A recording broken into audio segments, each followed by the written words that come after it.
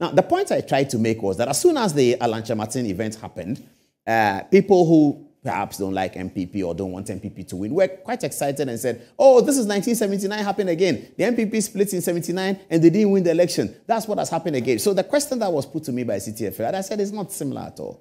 It's not similar. There's absolutely no similarity between 1979 and what is happening right now. And that's what I'm going to begin to show you now on the touch screen, the difference between 1979 and this is comparative analysis, the one that they taught us in school, comparative analysis. So we are comparing the analysis of 2023-24, and then we are also looking at 79 and see whether we can draw similarities or we can get differences. Are they similar or are they dissimilar? Okay, so this is the 1979 outlook, the way that we have put it together. Now, in 1979, the issue really is that the party that had the greater splits actually did win the election. That's the story of 79. And it's a story, you see, the problem with history, and that's why I'm always fighting with the PNDC people who remove history from our curricula. You say something small about Nkrumah on television, nobody has heard it before. I mean, serious people who are Nkrumahs, they are big people, they have not heard it before. The other day we put here Article 10 of the Republican Constitution 1960. People have not seen it before. Whoever took history from the curricula, he will go to hell. Why do you do something like that to a people? Tell them to cut them off their history. So they took history from JSS, they took history from SSS because they don't want us to know the history so that we can tell that what they are doing is wrong. That's what they did. I regret to say these things, but some of the people, we know their names. Tonight is not a night for that, but one of these days we'll fight them. They took history. I can't believe it. I get phone calls. You put something on the TV. Article 11. Is it true? I said, my goodness, such an important person. He doesn't know it. Young man who is brilliant. He's finished university. He got all the first class. Brilliant guy. He didn't know. He was asking me that. Where did you get that from? I said, it is in the Republican Constitution. Go to Ghana Library Board. It's lying down there. So we are going to discuss that today to sort of end that conversation about 1979. NPP was split. Yes, NPP was split into two. CPP was split into about 6, and I'm going to show you the CPP split. They didn't get the photographs, but I'm going to show you that. So all those saying Alan is 1979, it's not 1979. When I finish, I will show you that Alan is 1969 or Alan is 2000. And I'm going to do the analysis for you to see. So the UP tradition had two-party split. Victor Owusu, one of the favorite people that I met only once, my favorite person, but I met him only once because a lot of the people who I wanted them to mentor me, I didn't even tell some of them. I was just following them. They didn't know that they were mentoring me, but I was learning from them. A lot of them, we used to talk about Victor Owusu in very, very fond narratives. I mean, they all love Victor Owusu. Nana Akufo-Addo loved Victor Owusu. Peter Adjete loved Victor Owusu. Professor Dubois talked about Victor Owusu. J.A. Kofor talked about Victor Owusu so much. So when Obed Asamoah talked about Victor Owusu as well. So, and talk of Obed Asamoah's relationship with Victor Owusu. 1979, the UP tradition had two. The CPP tradition had several splits. So they had, did I write it down here? They had John Bilson, they had Colonel Banasco, they had Dr. Liman and Morigala. UP had two splits. That's a matter of fact and a matter of record. The CPP had more splits in 79 than the UP. So the analysis of 79 is that the party that had the greater split, they actually won the election. So this whole narrative about an MPP split in 79 and therefore they didn't win, the UP was split in more diverse, smaller portions. Dr. Liman, now let me explain to you what happened. Imoro Igala here had been disqualified from running as a presidential candidate. He was one of Nkrumah's favorite ministers, and he wanted to run as presidential candidate, but he had been involved in some corruption, anti-corruption, something like that. A committee of inquiry by Niama Olenu or so had found him guilty of one thing or the other. The transitional provisions for the 1979 Constitution, the rules of the Electoral Commission made by Kingsley Nyina, the Electoral Commission of the day, was such that people like Igala could not contest for presidential elections. This came quite a bit late in the day when the announcement was made. Blemeza was disqualified, if you have heard it before. Igala was disqualified. So having been disqualified, Igala now was confronted with a situation to have one of the people he may not have personally mentored to be the leader of the PNP, the Nkrumah's party. Igala was not happy with that. Igala thought he needed somebody to lead the PNP who was his own man. Igala was particularly strong because he had the support of Okuche Bekwin, who is an Nkrumah stalwart. He had the support of Adom-Otchere. All these guys were alive in 79. Very interesting period in Ghana. Afro-Gbedema was alive. All the people who had done the UGCC and the Nkrumah period were all alive in 79. So that was a very big election. Everybody was there. Pawuli was there. Akufo-Addo was there. Only Dr. Dankwa and Dr. Buzia had died, and Kwame Nkrumah had died. But the rest, all the actors of the time, were all there. Okay, so Igala had the support of Bekwin, and he had the support of Adom-Otchere and Kojo Botsio. These were the biggest Nkrumah's names. So they backed him, and his party became the stronger and the dominant Nkrumah's party. Having settled the godfathers in the party, Igala then was given permission to choose the leader of the party. Now, he went to choose a person, Dr. Liman, from the Dankwa Buzia tradition. Liman, at that time, if you read the account, had just contested primaries in Gwelu, in Sisala, to become the parliamentary candidate for Victor Owusu's party.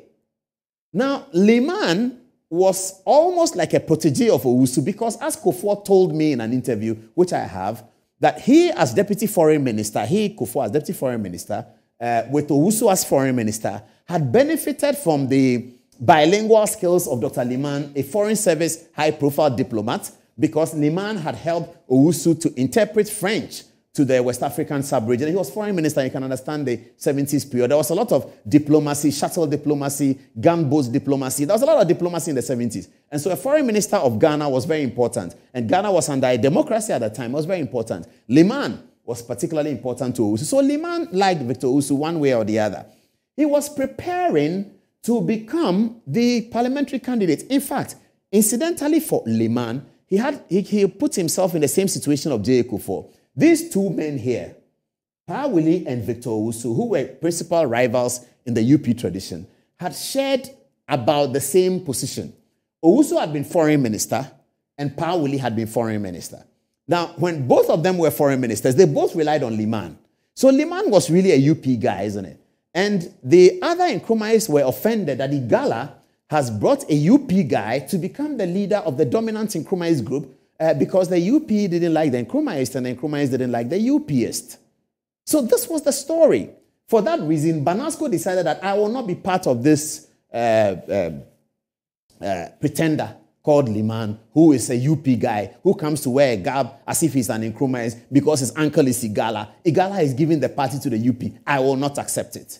So Banasco goes away. Then Dr. Bilson goes away. Then RP Buffo goes away. So there are about 7 or so Nkrumah's parties in the 1979 election. And there are 2 UP parties in the 1979 election. How then is it to be said that in 1979, the UP split and the Nkrumahs were together, and that's why the UP lost the election? It's wrong. It's not borne out by the facts. It's not true. And because we don't teach the history, this narrative has been carried years upon years upon years. When I interviewed Adom-Mensah, he was happy that he has been able to say this. And my interview with Adom-Mensah was in 2016. He said he was happy that he has been able to say this and that he's preparing to write a book. By the grace of God, he published the book. I was the MC, one of the MCs, myself and Safakai.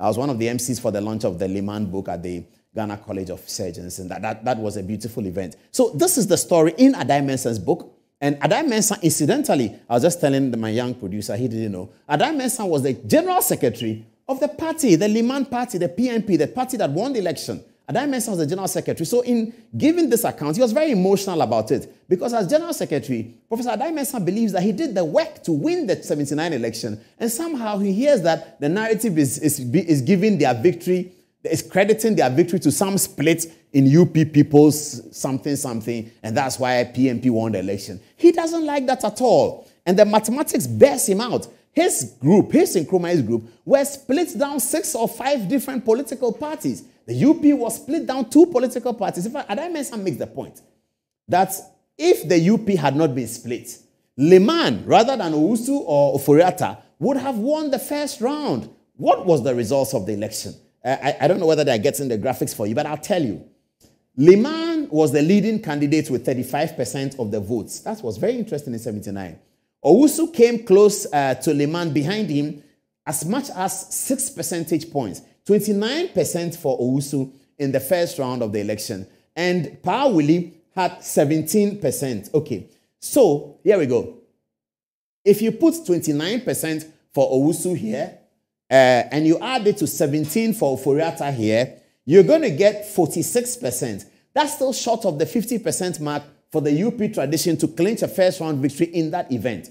Liman gets 35%. Now, Adom-Otchere strenuously argues that Liman's 35% is because the Nkrumahs were so split down the line that they had 4 or 5 different political parties, and that it was the strength of Liman's campaigning and Imorigal's popularity that got him the 35%. So he's saying that in the second round, all the Nkrumahs came together.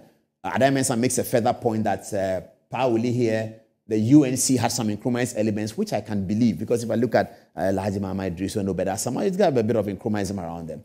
Dr. Agama and co, you have a bit of Nkrumah. Harry Sawyer, there's a bit of Nkrumahs around them. So that's the point Adom-Otchere makes, which is the point I can't, it doesn't necessarily be, it's not necessarily borne out by the facts. What is borne out by the facts is the mathematical outcome, that it is true that the CPP party was split. So therefore, this argument about Alan has split and it is like 79, I'm sorry, I said total. Doesn't work. It doesn't add up. And how do you know? You just have to familiarize yourself with the narrative, with the literature. That's all. If you familiarize yourself with the literature, you will see that the age-old analysis we have held is actually wrong. It's not true. So that back to the conclusion of the matter, in 1979, the party that was split the most is the party that was, the philosophy, the group, the political tradition that was split the most is the political tradition that won the election and formed the government. That's a matter of fact. So that's what I meant to CTFM by that. What has happened now is of no similarity to 1979. Let's hear Professor Adom-Otchere on this matter, and then we continue with the show. The PNP benefited more from the UNC, the CPP elements in the UNC during the second round, because the Volta region section, the Eastern region section, they all voted massively for the PNP in the second round. And if you go to the central region also, the Action Congress Party people, they were mostly breakaways from the CPP, and they all went back to their roots and voted for him. And that's why his percentage rose about 30% more, from 36 to 62. And Victor Owusu's rose from just around 30% to just 38%.